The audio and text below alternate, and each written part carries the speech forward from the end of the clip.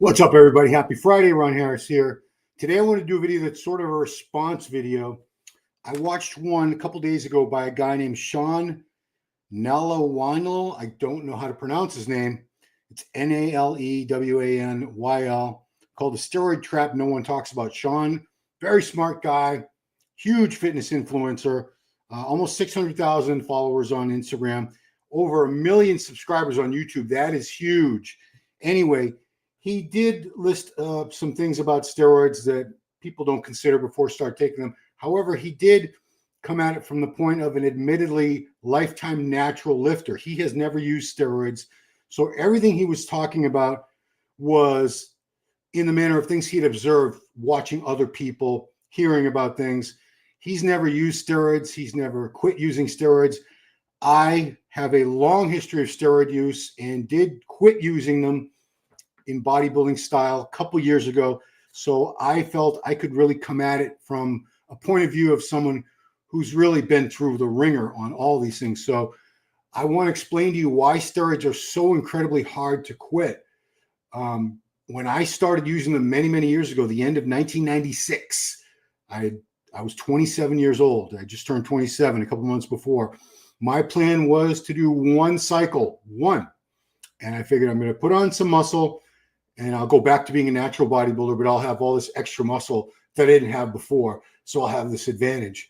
You know, I wasn't going to try to do lifetime organizations or anything. I would wait out the 1 year period, but I still thought I was going to be at this massive advantage. However, it didn't work out that way. Clearly, I tried to come off them a few times. I'll talk about that at the very end, but I kept going back, and it's incredibly hard to quit steroids. I say in the thumbnail, you'll never quit using steroids, because most people don't unless they're forced to. Either they have a serious health issue or life happens and they can no longer afford steroids, or something happens that forces them. Very few people voluntarily quit steroids. And unfortunately, a lot of people will cut their lives drastically short. They'll lose 10, 20, 30, 40 years off however long they would have lived because they just couldn't stop using steroids. And it affected their heart, their kidneys, their liver, blood pressure, things in ways that cut their lifespan down. So I'm going to start off with number one reason it's so hard to quit steroids, and why most people don't, is you will lose size and strength. There is a myth, a very long-standing, pervasive myth, that all the size and strength you gain on steroids is permanent. You'll keep that. Not true. You will keep some of it. Some of it. Now, here's the thing. I talk about when you're on steroids, part of that physique, part of that muscle mass, and part of your strength is rented. Meaning, as soon as you stop paying the rent, as soon as you stop using the drugs, you're going to lose that.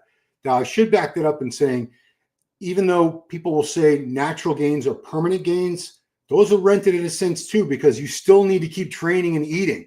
If you're a natural bodybuilder and you build a big muscular physique for an Addy, but then you stop training and you start eating like a normal person again, guess what? You're going to lose that muscle too. However, with steroids, it's a sure thing. You're going to lose a significant amount of the size and strength when you go off. How much? It varies from person to person. I think generally speaking, from what I've been through and what I've watched with other people, it's between 40 and 60%. There's that's a very, very normal range of what you're going to lose, what was gained. So if you gained 10 pounds of muscle on a steroid cycle, assuming it was all lean tissue and not fat and water, you can expect to keep maybe 4 or 5 pounds of that. You know, that's typical. Strength too, you're going to watch your strength go down. So when you stop using steroids and you intended to stop, you say, I'm only going to do this cycle, I'm going to use them for X amount of time. You look in the mirror every day and you can see yourself getting smaller, softer. You don't have that hard, veiny look anymore. Even if your body fat's lower, you still have a different look. The muscles aren't as full. They're not as hard looking. And the strength, these weights that you were squatting and benching and pressing and curling a few weeks ago when you were on steroids, you can't even budge them now. They're beyond your capabilities. They're beyond your means. And it's depressing. It's very depressing. You know, you built up this superhuman physique and now you're watching all of that just melt away. It's why most people, they go off and they tend to stay off. They intend to quit, but they end up going right back on again. Number two, you will feel like crap when you come off. It's not a perfect analogy, but you know, when people are alcoholics and they stop drinking, they go through a detox period. Anytime someone's addicted to any drug, any drug at all, there's a period where you're going to feel physically weak, ill, nauseated. All kinds of things will happen. With steroids, what happens is because you shut down your own body's production of testosterone, when you come off, it's going to take a long time. And if you're on them a very long time, your own production is never going to come back. But even in the old days, I remember I would come off between cycles. I always did. And there was always a few weeks, because I would do equal amount of time on and off, like 12 to 16 weeks on, 12 to 16 weeks off. The first few weeks were the hardest after everything cleared your system, because you had this raging sex drive. Now that's gone. You might even have erectile dysfunction. You had this sense of energy and well-being when you're on the steroids, and now you're tired and you don't feel so good anymore. You actually feel sort of depressed. You feel bummed, and you keep thinking, man, I felt so much better in every way when I was on steroids. Geez, I had all this energy. I had a great outlook on life. I felt confident. You know, I was a raging bull in the bedroom. And eventually a lot of guys, they just can't take it. They can't wait long enough. And like I said, if you've been on enough steroids for long enough, your production is never going to come back anyway. But a lot of guys, they can't even wait long enough. If it's going to come back, they can't wait that long. They just can't take feeling that way. So they go back on, which, you know, can you blame them? Number 3, you'll miss the attention from being an enhanced bodybuilder, even the negative attention. And that sounds ridiculous, because why would you think it's or enjoy people saying, you juice head, or looking at you like, looking down their nose at you? You know, I used to have people yell out car windows driving by like, steroids, juice head, stuff like that. It did get me a little mad. But at the same time, they were paying attention to me. And, you know, if you're someone who craves attention, if you have that need, if you're an attention whore, even negative attention is better than no attention at all. But of course, there is a lot of positive attention. You walk in a room and people look at you and you can see they're impressed. Like, wow. Of course, a lot of them are going to think steroids. But still, you're like, wow, look at that dude. He's jacked. He's diesel. He's buffed. And, you know, you do get a lot more attention from women. It's funny how so many women say, oh, those steroid bodies and big muscles are disgusting.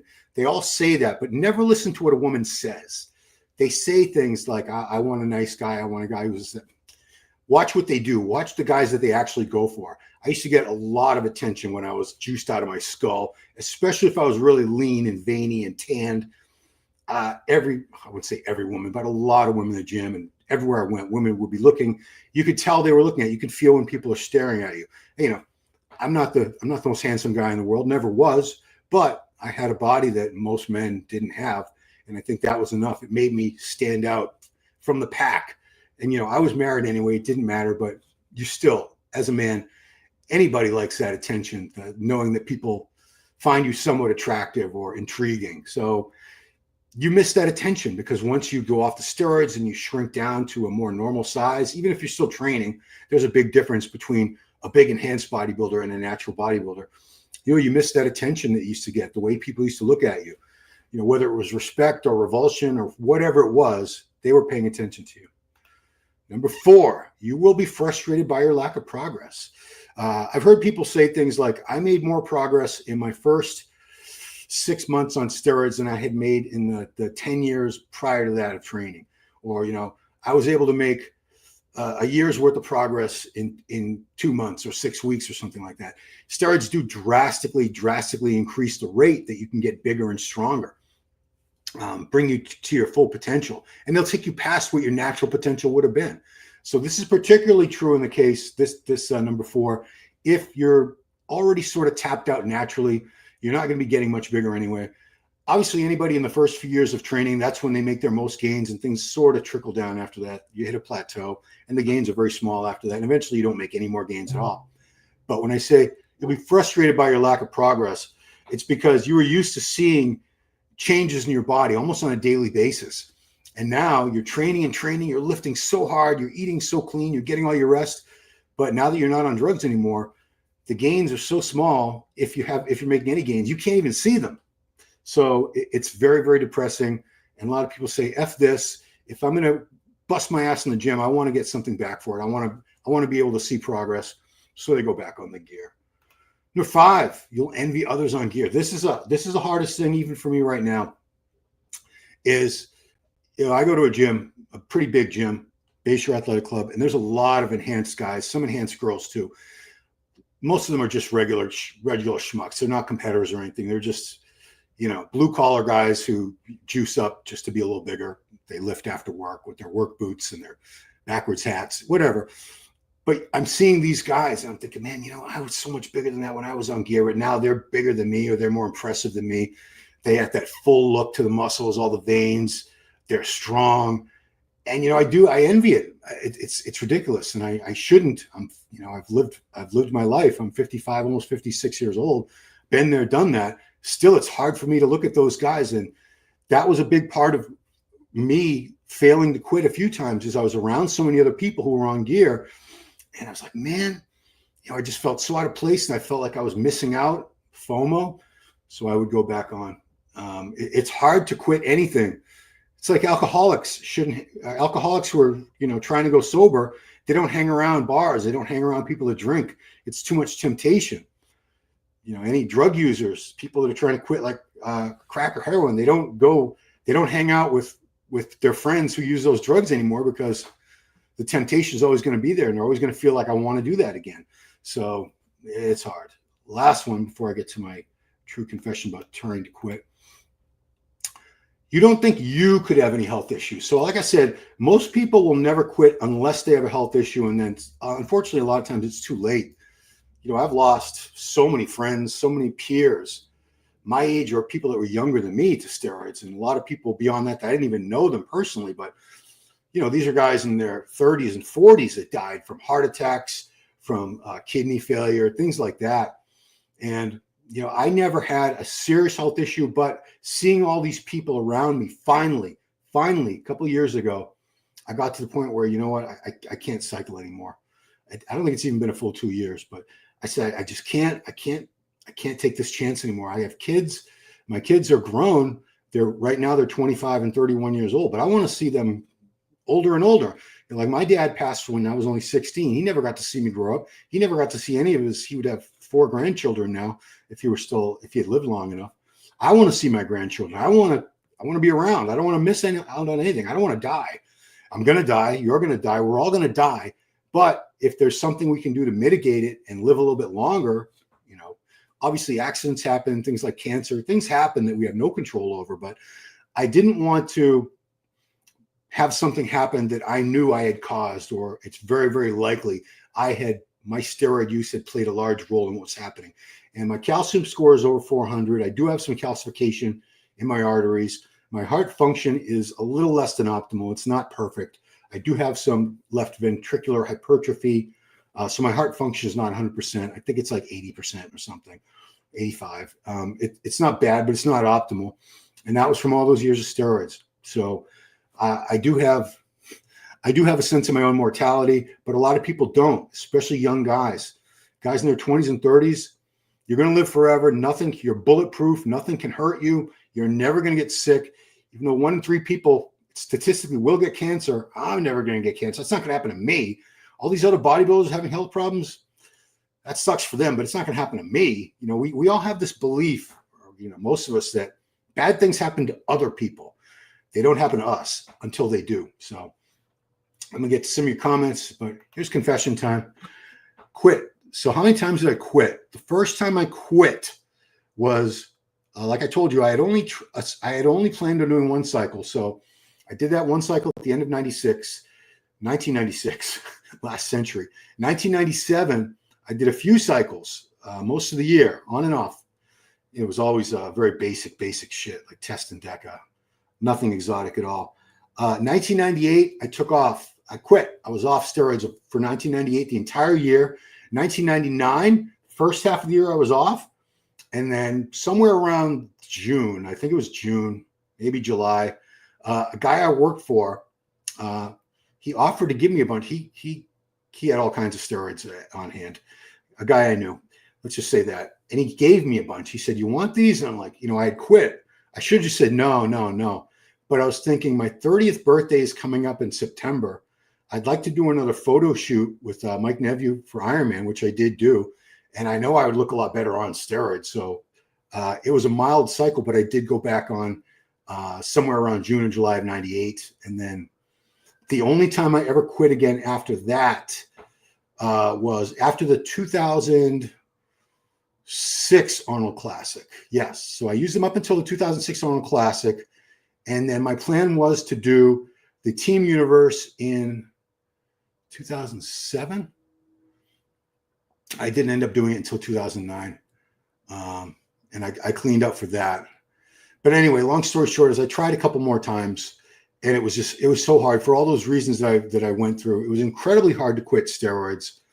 I did quit, but it took me almost 25 years. So I started using them at the end of 1996. I think I was cycling up until around summer of 2023. So it's been almost 2 years. By 2024, early 2024, I had started with Frontline on TRT. So I don't claim to be natural. I'm on 250 milligrams of test-cypionate a week, 100 milligrams of Deca. So I don't claim to be natural, but I'm not cycling steroids. I'm not doing 700 milligrams of this, and I'm not doing Tren. I'm not doing orals, D-bol, Anadrol. I don't use any peptides. I'm not on growth hormone anymore. There wouldn't be anything wrong with a low dose of growth hormone, by the way. Nothing against that. So let's get to some of your comments, guys. I'm just going to leave a picture of my juiced up self up while we're talking. Yeah. And now let's go to the phones. All right. What have you guys got to say on this fine Friday? Good day, Ron. Good day. Good day, Ron Ferdinand. Another Ron. Awesome. T, good morning from Honolulu, Hawaii. So they are 8 hours behind me, I think. Yeah, I think so. I think you guys are 8 hours behind me. Jerry's got some prayers. 6 ways I never started. Yeah, you're better off starting. I tell people don't start, unless you're prepared to be on them forever, because you're either going to be on them forever or you're going to be on them until something happens that forces you to quit. I really do not know many people who used them, got good results, and said, okay, well, those are awesome, but I'm not going to do those anymore. Usually if something makes you look better, feel better, gets you more attention, these days there's coaching. The better you look on Instagram, the more people want to hire you as a coach, or maybe you're going to get more sponsors. There's a lot of pressure on people now. Social media has given us so many more opportunities to make money as bodybuilders, as trainers, coaches, whatever, that there is a pressure to look really, really good. And of course, it's a lot easier to look really, really good on steroids than it is when you're not on steroids. What's up, Raymond? Good afternoon, non-FBB bro. Bruce Gas Boxing Jazz more. That's what creates a pill addiction too, to mask it. Yeah, I mean, addiction in any form is it's an ugly thing. It's a horrible thing. I watched both of my sisters as I was growing up deal with heroin addiction, and one of them passed away. She lived until she was 49. She lived a long time as an addict, but still, addiction it's a very, very tough thing, especially not only for the person going through it, but for everybody around them that cares about them and loves them. Very hard to watch. Only people on test are powerlifters, people who compete on stage. People on test. The only people on test are powerlifters, people who compete on stage or need it for HRT. I mean, there's tons and tons of people. I'm not here to say, here's who should and shouldn't use steroids. As adults, people, you can make your own decisions.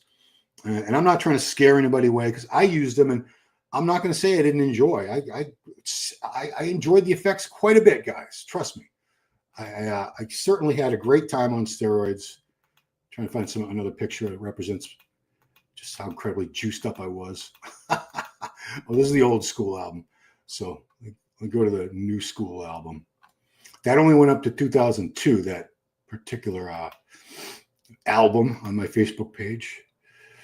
The bodybuilding one. I always go to the crab. I always try to find a good crab shot or something. Try to make myself look. Here's a good one. I mean, geez, look how juiced up I was there. Good Lord. That was 2013. What's up, Ron? What's up, Flip Flop? Flip Flop, what's your real name? I'm calling you a shoe. You're not a sandal. Big Mike Cox says it takes time to get used to being normal. See, Mike knows. Mike was huge. And you're still a big dude, Mike. You're never going to be a small guy. Big arms, big shoulders, big back, big chest. It's funny, because if you didn't know how big Mike used to be, you'd be like, geez, you're huge. But, like all of us, I'm sure he says, oh, you should have seen me. When people tell me, oh, you're big, I said, you should have seen me when I was 240, 245. bodybuilders can't take compliments, and they always want to revert back to let people know. And, if you're a real asshole, you whip out your phone and go, look what I used to look like. Leonardo and Wolf of Wall Street said it best, being sober sucks. Great movie. The Wolf of Wall Street. He's one of my favorite actors of all time. Back Cleveland and come off in the winter and cover up. Yeah. See, but that's the thing, Mike, about social media now. It doesn't matter where you live. You could live in Antarctica.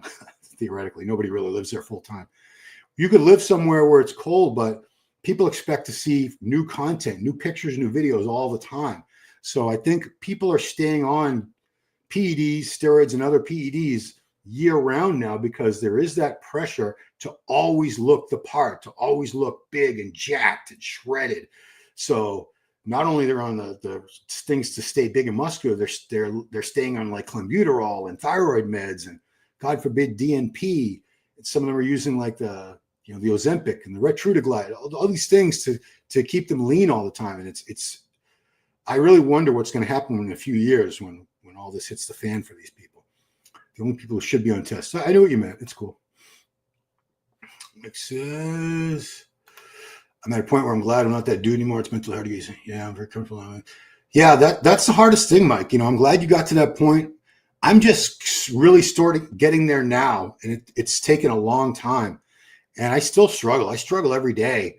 Looking at Facebook pictures, memory come up from 10 years ago when I was all big, and I'm like, and like I said, I'm at the gym. I'm at a gym with a lot of big kids, a lot of juiced up kids, young guys, not so young guys. And it's hard to see these guys and think, man, I could look like that again. My shoulder needs to be fixed. But assuming I could train properly, I'd be like, I'd be bigger than that, dude. But you know what? You got to get over it. It's hard to get over. Look at JX be a pro. Never. Yeah. I mean, a lot of people, I wouldn't say that because I don't want to be that holier than thou guy who says, you shouldn't use steroids unless you're going to be a pro bodybuilder. Well, they're like, well, F you, Ron, you used them. You were never going to be a pro. True. Someone actually said in the comments of one of my posts, because I said there's like too many pro cards or whatever. They said, Ron, you would struggle today to become a pro. And that's true. I would have to get lucky, but I've seen a lot of guys my age or around my age who've gotten very lucky at master shows. I could have been one of those guys. I mean, these are guys that I would have beat and they're pros. Anyway, that's not the point. The point is, I'm not here to tell people if you want to look bigger and look big, get strong, have more confidence, all that, and you want to use steroids, if you want to do it in the most responsible way possible and safest way possible, moderate doses, taking time off, keeping up with your blood work, heart scans, all that stuff to do it as healthy as you can, I wouldn't stop you. It's your life. It's your body. I did it for years and years, so I'm not going to tell you. Like these freaking bothers me when like these porn stars come out when they find religion later. And they're like, oh, all that sex, it was so empty. I'm like, shut up, dude. We all wish we had that sex with 10,000 people like you did. People on junior high would die. Makes you come to grips. Yeah, man. I mean, I graduated, Mike, in a class of 540 kids, Walden High School class of 1987. And the last reunion I went to was so sobering. It was 30th, whatever it was. It was a few years ago. And there was a table set up with a couple candles, and it was pictures of all of the members of my class who were dead. And it was about 24 people, men and women already. And this is, at that point, I think I was maybe 51 or 52. So they were all about that age. And to see that many of my peers, and these weren't like juice heads or anything, they died of all types of things, heart attacks, cancer, accidents, whatever the case may be. But to see, because we think we're all going to live forever, but I'm looking at like, man, I could be one of those freaking pictures up there now. And someone would just be like passing by and like, oh, that's too bad. Because the world moves on. The world goes on without you. Doesn't care. Yeah. You feel awesome and trans sus. Yeah, I mean, you feel superhuman. You really do feel, as much as I shit on these kids today for going straight to tren, which is the most powerful, but also one of the most toxic steroids you can possibly use. I get it because you do feel like King Kong on tren. You feel like you could lift the world. You could F every girl in the world. You just feel like, rah, literally like kind of like a Homelander in the Boys series. If any of you guys watched that that was pretty awesome. So yeah, I get it. I did feel pretty great on tren and test was something. Why the Deca? Really just to lubricate my joints, if you're asking why I use it now, because I do have a lot of joint pain and issues, and it just creates more synovial fluid in the joints. It's good for your joints. I'm using it at a very low dose, 100 milligrams a week. It's a therapeutic dose would be called. When I was using it as a bodybuilder, 500 to 800 milligrams a week would be a typical Deca dose weekly for me back in the old days in off season. In the off season, I would have done 750. I think I did 750 tests was a very, very common amount of tests. I did go up to a gram a couple of times, but 750, just because mathematically I would do 250, 250, 250 3 times a week. It was just easier math wise for my brain to handle. And Deca would be anywhere from 500 to 800 milligrams a week. Yeah. Because that was usually 200 milligrams per milliliters, where the test, I would usually get tests that came in 250 milligrams per milliliter dosages. Vustenfuchs, I hope I'm saying your name right. That might not even be your name. That might be where you're from. Being able to quit every time, though, it's difficult. Treatments always last about a year. Yeah. I mean, if you quit every time, you didn't really quit if you kept going back, right? I've been off for about a year now. The longer you're on, the harder it becomes to quit again. Absolutely. Because the longer you're on, if you're on long enough, and it's different for everybody, you're never gonna get your own testosterone production back ever. You're just going to be dependent on TRT for the rest of your life. But for a lot of these young guys, if they get off soon enough, if they don't stay on too long, maybe they used it from ages 20 to 25 or something, and they took time off in there, and there's a chance for them. Like I kept getting my own production back for a long time. Like I said, I would take time off. And for a few weeks, I would feel like shit, but then I would start feeling better again. That was my own body getting its own production back, and I would feel okay again. But it would take a while. It would take a good like 3 months after I had stopped a cycle, and then by the time I was feeling good again, I would usually go right back on. Gonna be using Jay Cutler's TRT company. Oh, does Jay own a company now? I think he does, doesn't he? Good for him. Looking a little like John Meadows. Yeah, God rest his soul, John Meadows. That was one of the guys that made me stop and think. And I know people say, well, he had a pre-existing condition, and did he take the vaccine? And whatever the case may be, I met John. I wouldn't say I was like a good friend of his, but I was on, I messaged him every now and then. Anytime we were at a show, I'd talk to him for a few minutes. Really liked John Meadows a lot. Such a cool guy. And when he died very suddenly, it was such a shock to all of us. But I was like, oh my God, John died. I could die. I'm sure John didn't think he was ever going to die, or that he would die like anytime soon. He was younger. I think he was only 48 or 49 when he passed a few years ago. So that was a very, very sobering moment when John died. But there's been tons of other guys. At your age, you look great. And that's when pushing my late 20s massively changed my facial features. Yeah, one thing you'll notice is that it ages people. You'll see guys in their late 20s on gear, mid to late 20s, who look like they're 40. It's very, very common. I'm sure you've all noticed that. And usually if they go off, they do start looking younger again. Because I remember very vividly, if you guys know who Dennis Newman is, he was a very, very good bodybuilder, turned pro 94, I think it was, at the USA. He won that. I don't know if he would have been Mr. Olympia, but he would have been a top pro. He was just he looked like Superman. He looked like a movie star in the face. The physique, he had these massive shoulders, beautiful shape, plenty of size. He would have been a top pro, but he was just so marketable. He was on all these magazine covers, but he looked older. We were exact same age. He was a few months older. So, I met him when we were both 21. But I remember when he went off the steroids, or when he was on them, I thought he looked older than me by a few years at least. But when he got cancer, he got leukemia, and he was in treatment. Obviously, he lost all the muscle at that point. But I was like, wow, he looks a lot younger now. He actually looks my age or younger. So it's a strange thing how they do make you look older. Gear is so talked about now. Yeah, there's a good and a bad side to that. I mean, was it good all those years when bodybuilders pretended that steroids didn't exist, and it was all creatine and weight gain shakes and muscle, what was Muscle Tech's thing? GACIC or whatever. We had all these jokes. Bodybuilders used to deny steroid use. They never talked about it openly. We've come full circle with that now, where everybody wants to be so transparent and talk about what they use, exact drugs, exact doses, lay out their cycles. Some of these podcasts, there's one called Transparent. I don't have anything against Nye. seems like a cool guy, but his whole podcast seems to center around getting the drug cycles out of all the pros and top amateurs and influencers, because people eat that shit up. They really do. They love to know, wow, what's this guy on? You know, the mentality is, well, if I find out what this guy's on and I want to look like that guy, I'll take exactly what he takes and I'll look like that. But that's like saying, if you follow, who's the guy with really good arms now? I don't know. Let's just say, I'm just gonna have to go back in time. Somebody who, if you follow Rolly Winkler's arm routine or shoulder routine, you really think you're going to have shoulders or arms like Rolly? It's like if you use the same drugs that Rolly used, you're not going to look like Rolly. Some of you guys are like, who the F is Rolly Winkler? Let me try to think of someone more. Hadi Chupin or something. Let's say Hadi's got awesome quads, right? You could do the same exact leg workout as Hadi. You're probably not going to have quads that look like Hadi's because that's genetics, but I don't want to get too off topic here.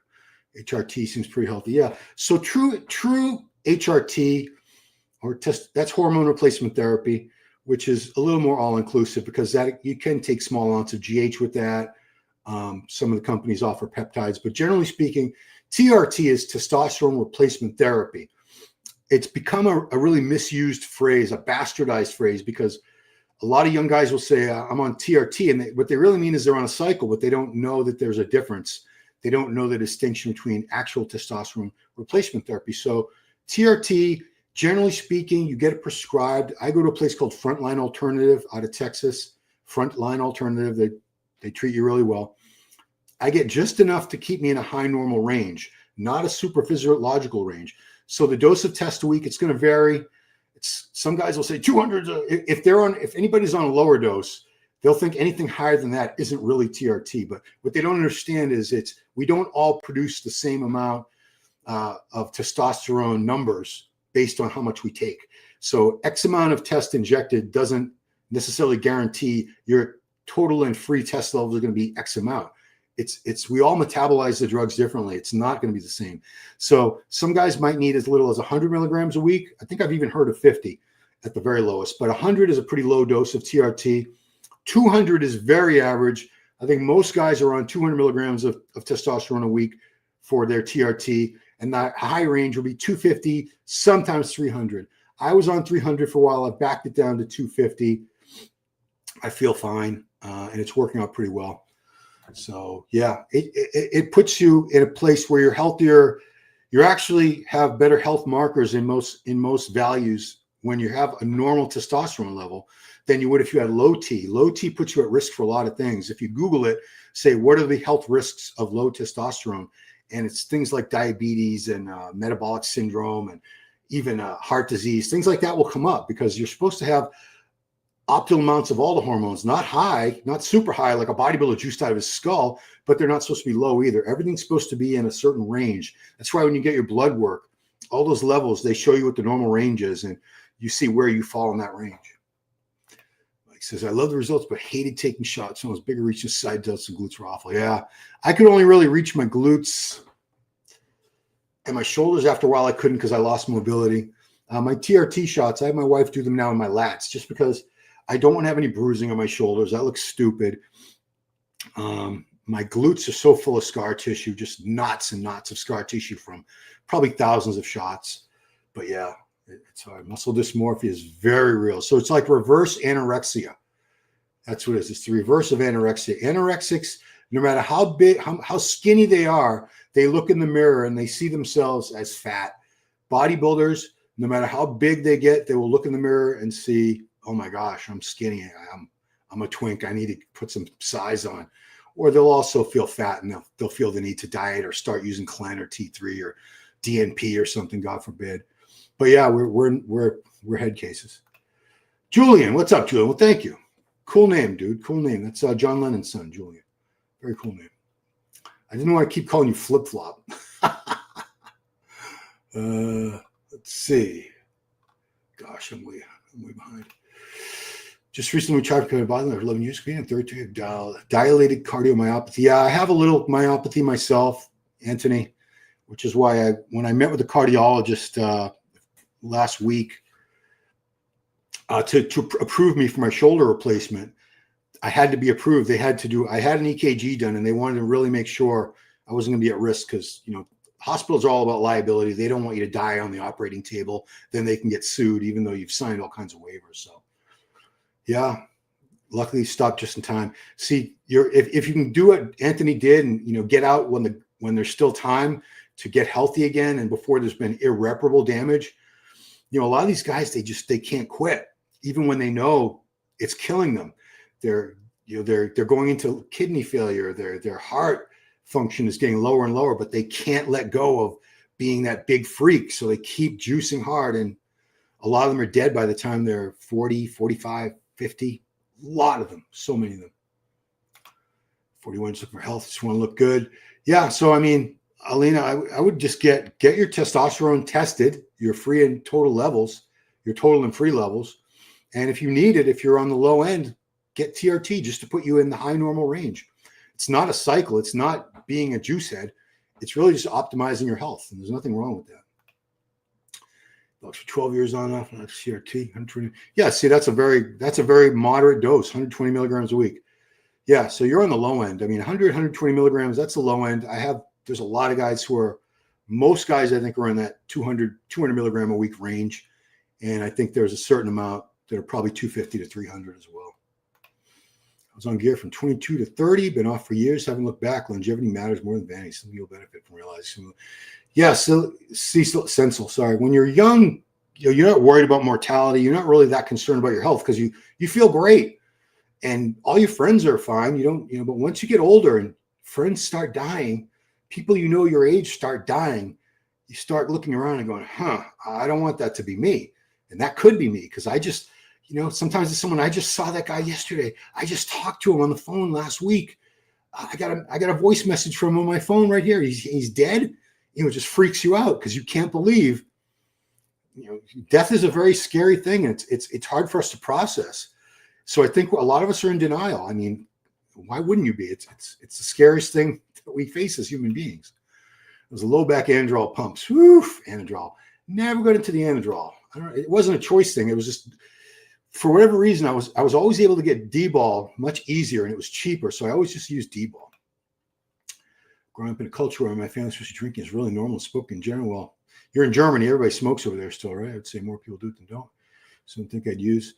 Yeah, I've known guys who did not drink a drop of alcohol, would never touch a cigarette or any recreational drugs, but they would use plenty of steroids because they didn't consider it in the same, it's not a recreational, it's not a drug to make me feel good. It's a performance enhancing drug. It's to make me do better in the gym, lift harder, lift harder, be able to train for longer, get these results that I couldn't get without them.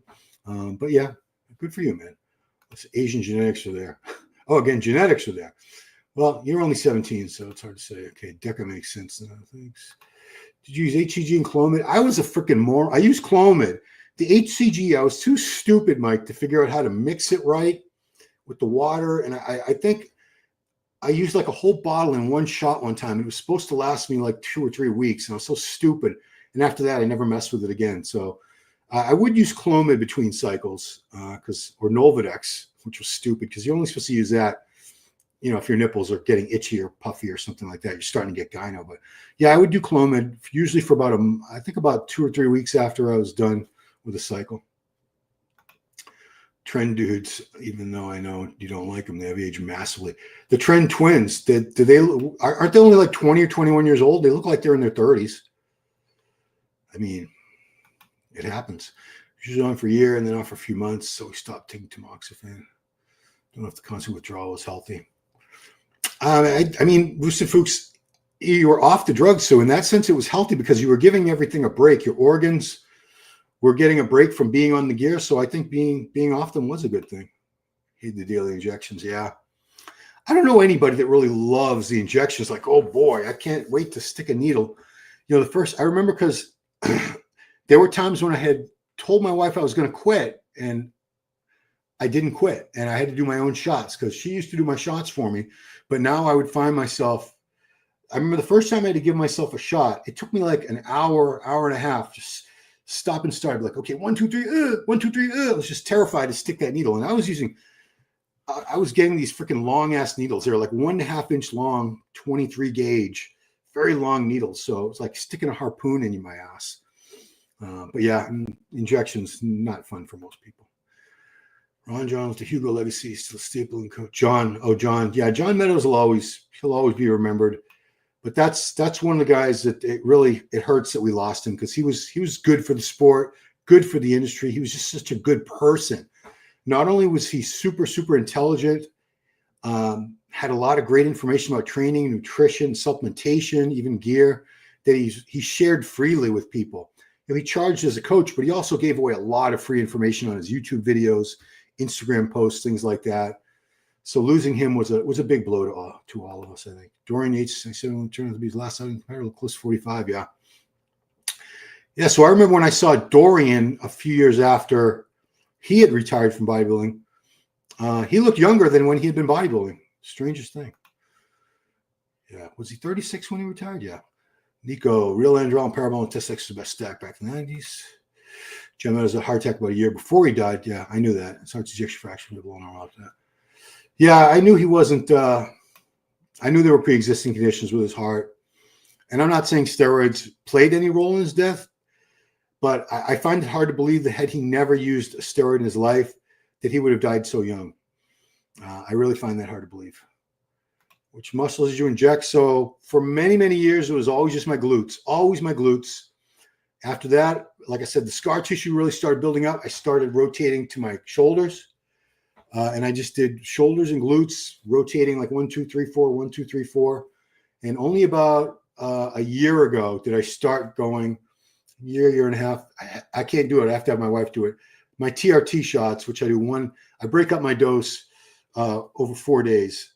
So I do half of 250 on 4. Anyway, long story short, she hits the outside of my lats for me just because I got that from a local amateur bodybuilder who said that's where he had started putting his gear, because he was getting so much scar tissue in his shoulders that he didn't want to deal with that anymore.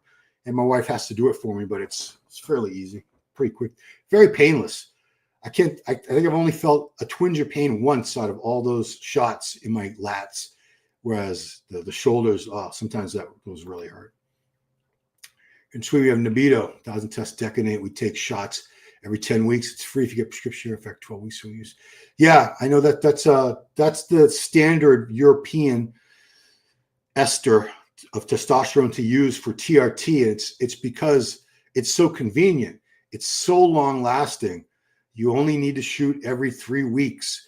I still think I've talked to some doctors like Dr. Thomas O'Connor and Dr. George Tsouliatos, who I do that show with, Ask Dr. Testosterone.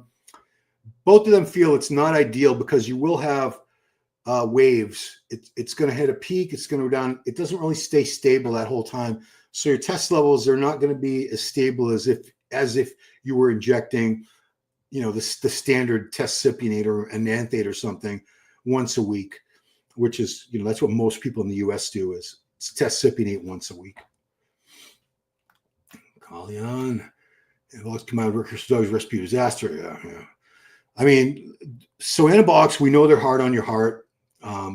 They do cause damage to the heart, growth in the heart itself, growth in the left ventricle wall there makes it thicker. So it makes it harder for your heart to pump the blood.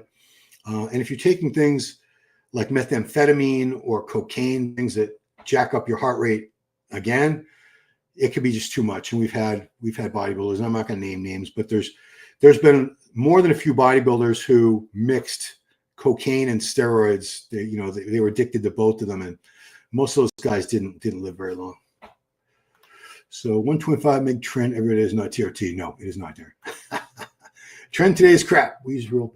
Yeah, I wouldn't say that, Nico, because I never did use the Parabol, and I wasn't using, I wasn't on gear back then when Parabol was around, but I've had plenty of trend over the years, and I can't say it hasn't been very effective. I've never had a bottle of trend that I said, this is crap, I don't feel anything, because it's so cheap to make. People they don't typically underdose it or fake it, because what would be the point? Because then you lose that customer. They're not going to come back. Yes, that shit was good. The Fina, yeah. I had a guy, a training partner over 10 years ago.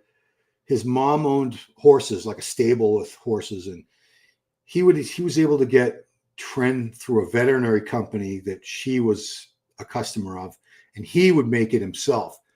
But I wouldn't. And he offered. He said, I'll give you the bottle. Just my cost. I'll give you a bottle of tren. He was going to give them to me for like $20-$30, whereas I was paying like $70 or $80 on the black market at the time for him. I was like, no, dude, I just wasn't fully confident of his ability to make things in a sterile way that there'd be like no bacteria. I didn't want to get an infection and die. Why do people not cruise all year round though? People that used to go cold turkey. So it's the reason people stay on all the time now, they blast and cruises again, is because they never want to be off. They can't deal with being off. And so if you're cruising, you might not be as big and strong as you were, but when you're on the blast, but you're still bigger and stronger than you would be if you went cold turkey. So, and again, there's that pressure that people feel now because you're posting on Facebook, Instagram every day, or YouTube or TikTok, whatever it is. They feel a need to look a certain way all the time. And they know that if they start looking smaller, smoother, the trolls are going to rip into them and say, ha, shrinking. Looks like you lost your gains or you're getting fat, whatever. So that's why. People who say they'd rather die for sport would give their best out there in their health. I mean, for some people, they would rather live a short life. And I don't think they really have a concept of death or what that's like, but they'll say things like, I'd rather live 30 years as a lion than 80 years as a lamb. So they say, I'd rather live fast, die young, leave a good looking corpse.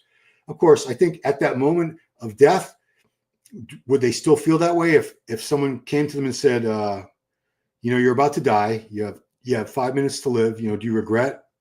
Was it worth it? I wonder. I don't think too many of them would say, yeah, it was worth it. I'm 35. That was a great run. Or I'm 30. That's fine. No, it's like Boston Lloyd was only 29. I guarantee you, Boston Lloyd would do things much differently if he had known what was going to happen, and if he had a choice. He would not have left his young son behind. He wouldn't have left his wife behind. He wouldn't have left the earth at 29. That's just way too young. There's so much more living to do after the age of 29. Your 30s and 40s are amazing decades, guys. For those of you who haven't entered them yet, 30s and 40s for me were great. I loved my life in the 30s and 40s. I'm not saying my life sucks now, but I'm saying 30s and 40s, physically, you're still healthy, assuming you're taking care of yourself. You're still young. You're still very full of life and energy. And those are just, you've hopefully made some money. You've got a career going by this point. You're more confident. You're more comfortable in your own skin. It's just it's a great phase of life. And I would hate to see anybody miss out on that. So the source is tested by them. How we do my kids testing will be in the prime point of reference in the top levels. Yeah. Yeah. My son actually just got tested. We want to find out where he's at because I'm not sure his test is where it's supposed to be. I suspect it might be low. 23-year-olds look like they're in the mid-30s all the time. We're going to keep that little. Darren. The balls go anywhere other than glutes. I mean, if you started having a lot of scar tissue, you'd change your mind because once you have a lot of scar tissue built up, Darren, you'll stick that needle in and the drug won't even inject. You push and push and it won't go through because the scar tissue is like rock hard. And then you have to pull out and go to another spot. And it gets frustrating because now you got to change pins. You got to change. You're not supposed to stick the same needle in over and over and over again. It gets dull. So, for various reasons, you wouldn't want to do that. That's so much info. Oh, absolutely. What do we have? The anabolic reference guide? No, we didn't even have that. We had the Dan Duchesne Underground Steroid Handbook.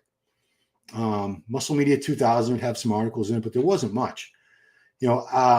The internet was really just starting when I got on steroids. So I would look for message boards and things like that, and I would get some info, but there wasn't a ton of info. We had some guys back in there who were taking crazy amounts.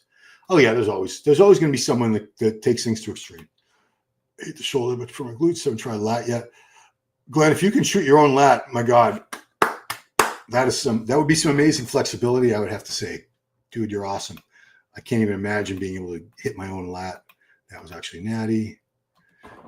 Leave that one up. Yeah, what the heck? Keep talking.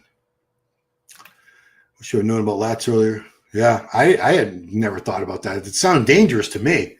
Lat, why am I going to put in my lat? Am I going to hit a nerve or something? Let's do it there. Delts are full of scar tissue now. Yep. Wasn't Fuad's mine. Sancheesi. It's I don't know Fuad well, but I feel for him. He's severely injured, and I feel bad for the guy. He's got a long road of recovery ahead of him. Anyway, all right, guys. I think I'm going to take off.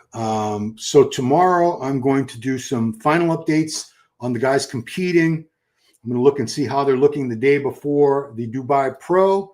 Sunday morning, I do plan on doing a watch party. So turn on your notifications if you're subscribed, which I hope you are. Turn on that notification bell so you get notifications when I have a video coming.